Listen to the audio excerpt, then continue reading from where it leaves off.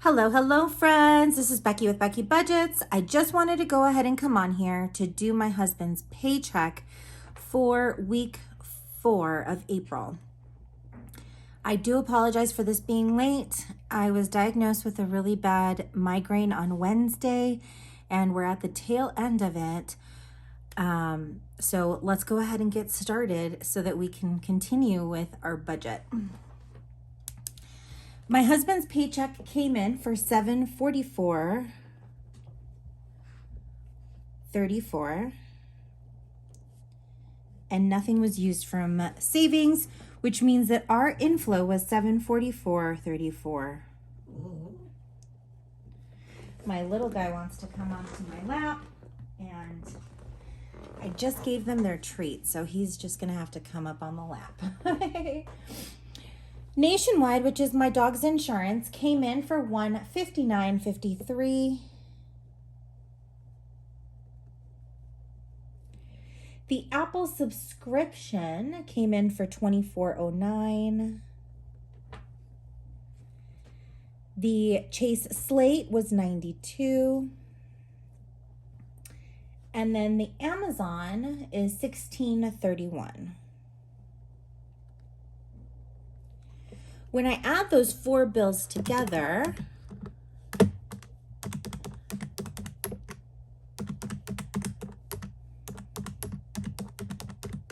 that gives us a total of $291.93.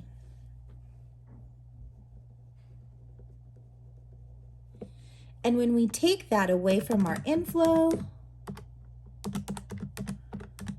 that leaves us with $452.41.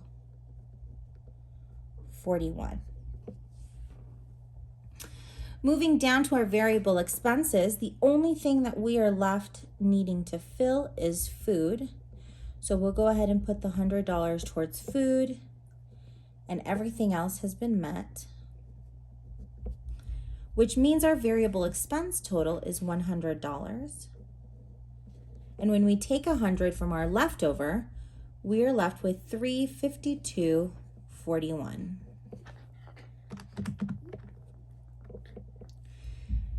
Moving that value over to our leftover section in sinking funds, let's see, $352.41. Our sinking funds will all get filled. So we've got medical getting $50, vet, household, car maintenance, and gifts get $15 each. And then vacation, the Microsoft renewal, car registration, and emergency all get $5. And that all equals $130. So when we take $130 away from our leftover, we are left with $222.41. And I'll pull that value down. As always, I do these two sections out of order.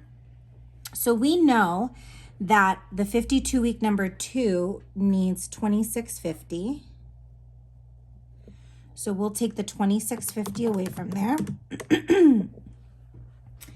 And then we know that those 91 cents need to go into our buffer in order to get a zero-based budget.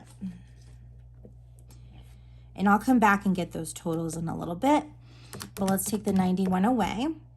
We do have a preset Apple amount of 57, so that goes ahead and goes in there, which means that $138 are going into the snowball from this paycheck.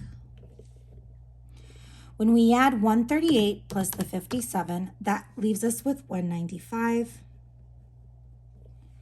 When we take 195 away from 222.41, that leaves us with a leftover of $27.41, which means that we need $27.41 to go into our extra savings in order to get a zero-based budget. As always, my friends, I do like to check my math. So we have an inflow total of $744.34 minus the $291.93 going into our fixed expenses, $100 going into our food envelope, $130 going into our sinking funds, $195 going into our extra debt, and then the $27.41 going into extra savings. And yes, my friends, that gets us to a zero-based budget.